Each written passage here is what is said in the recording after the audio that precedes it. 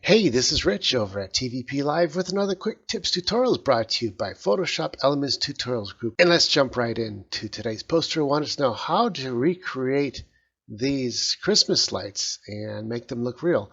You know, I'm not really an expert at Christmas lights, but I can sure and heck give it a try.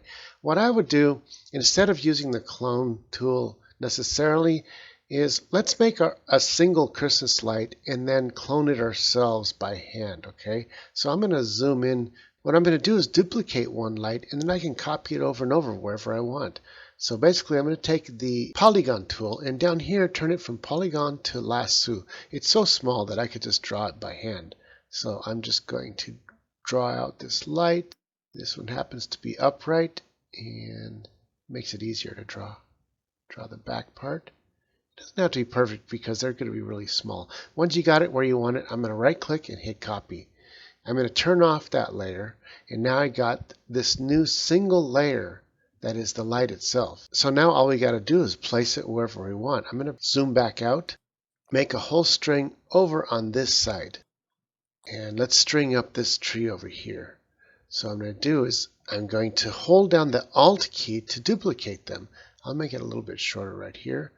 And start out from here. I'm going to bring the string over here, make it go back behind that tree and over to this one.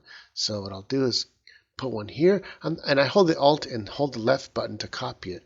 Another one here, hold the Alt, drag it, it automatically copies it. Another one there, another one back there, another one way in the back over here, another one over here. Alt with the left mouse click, you drag. And now we got them where I want them placed. Now I'm going to turn them and squish a few of them to make them look different. I'm going to turn this one sideways. I'm going to leave this one up and down, but take the top and squish it flat, more like that. Hit OK. Take this one and turn it more like this. Take this one, turn it in a little bit, and squash it a little bit.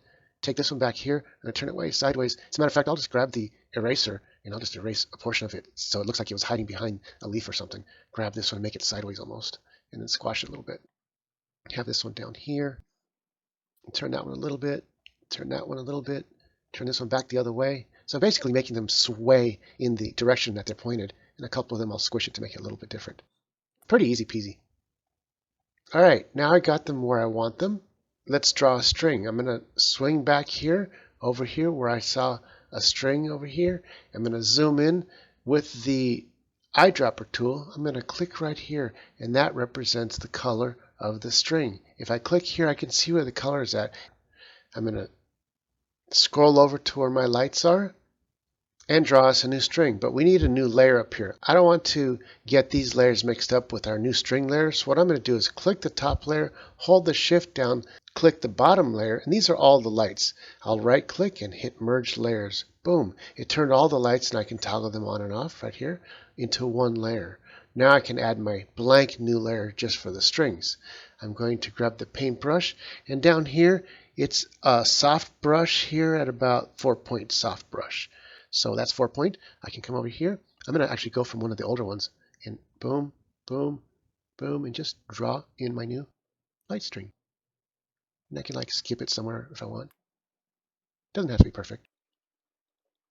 Once I got this drawn out like that, now what I want to do is I'm going to zoom out because I want these lights to like match the other ones. Obviously the string here is looking like you could see it too much and the lights are too bright.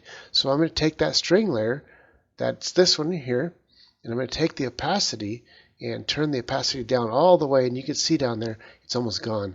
I'll start bringing it in little by little, little by little, little by little, until it starts to look real. If I go too far up here at 50%, 60%, that's too high. It looks fake. I'm going to bring it back down to about 30%. I like that. 30%. I'm going to toggle those strings on and off. See that? It looks pretty real. Same with the lights. The lights are at 100%. If I turn them all the way off, it's nothing. If I start bringing it up little by little, I look at all the other lights in comparison. So I'm going to bring them up just a little bit, a little more. If I go too high, it's going to be too fake looking. So I'm going to bring them down just a tad. I like them right around here. It looks good right at about 70%.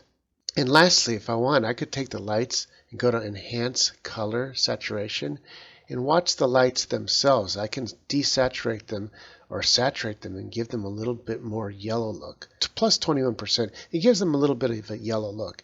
And that's pretty much it. You just keep on doing this all over the trees and you'll get all these lights looking pretty real. This is Rich calling it quits, saying over and out.